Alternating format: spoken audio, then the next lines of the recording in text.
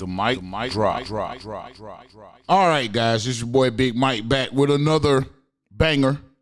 I want to read this story, man, because I think it's interesting, and it's on Mississippi Public Broadcasting. And this is from October of 2023, October 23rd, 2023. Of course, you can see here at the top left by MPB News. So it says delayed homicide autopsies pile up in Mississippi despite tough on crime talk. Incomplete homicide autopsy reports have continued to pile up in Mississippi despite tough on crime talk by state leaders ahead of the November 7th general election. So Mississippi likes to get active during political seasons, I see. Police officers and prosecutors rely on medical examiners' autopsy reports to investigate violent crimes and hold perpetrators accountable. Families look at the reports to make sense of a loved one's death. Without death certificates, families often have to wait to collect insurance and settle the deceased's affairs. Delays in completing autopsies of the dead remain an ongoing problem. The National Association of Medical Examiners, the office that accredits the U.S. Death Investigations Offices, dictates that 90% of autopsy reports should be returned within 60 to 90 days. Homicide autopsies in Mississippi continue to lag behind national standards as crime has remained a flashpoint in the state's legislature and campaign trail. So we already know that crime has always been used as a dog whistle to symbolize black. It's coterminous with black in a lot of states. So we do know that. Not to say that this is what the case is here in Mississippi. I don't know why they had 2,000 plus bodies, autopsies that hadn't been completed. Think about the amount of gaslighting that has happened since the Nolan Wells case began.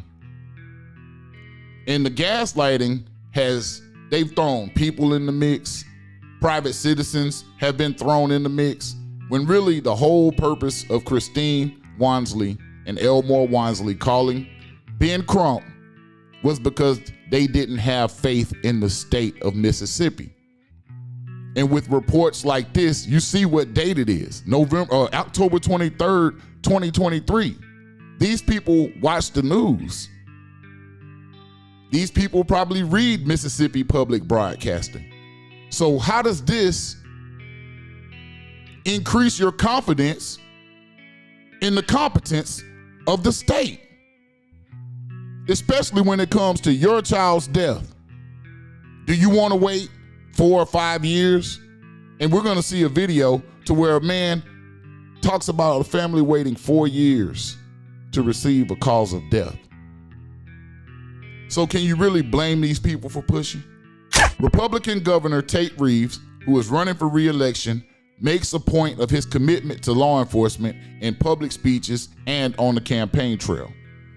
Quote, "In Mississippi, we choose to fund the police. We choose to back the blue," Reeves said in his annual State of the State speech in January 2023. That's exactly what Mississippi has done, and that's exactly what Mississippi will continue to do. In 2022, an AP analysis based on state data and documents found that Mississippi's system has long violated the national standards for death investigations, accruing a severe backlog of autopsies and reports. Moreover, Mississippi has the highest homicide mortality rate in the country, according to the most recent data for the Centers of Disease Control and Prevention. This was 2023. Mississippi Public Safety Commissioner Sean Tindell has called the backlog unacceptable and said he'd instituted a policy requiring all autopsy reports to be completed within 90 days. Tindell, a former judge who was appointed commissioner in 2020 by Reeves, said in August that his office had completed a decade-old autopsy backlog in record time. So he's a former judge. I wonder if he knows Judge Cole. I wonder what his level of interest in this case is, because Tindell came out to be a judge. He came out real assertive early on, talking about currents and all types of stuff like that, and people drowning all the time off those islands, and you have to know what you're doing and all this. He came up with all of that. Records obtained by the Associated Press show that as of October 1st of this year, Mississippi had 51 homicide autopsy reports that were incomplete for longer than 60 days, and 45 autopsies pending after more than 90 days. 3 other autopsy reports for 2023 took over 90 days to complete. Tindall has said the state forensics laboratory and medical examiner's office suffered from a lack of funding. So all that money in Mississippi, they not funding that.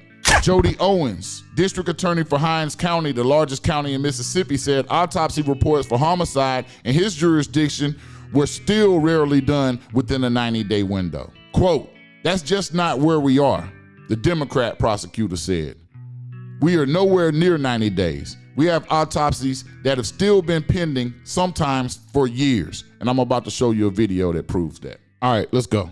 After a nearly year-long search, Mississippi has a new chief medical examiner. We've been searching and looking and praying for a new chief medical examiner. Commissioner Sean Tindall calling Dr. Stacy Turner's new role a natural choice.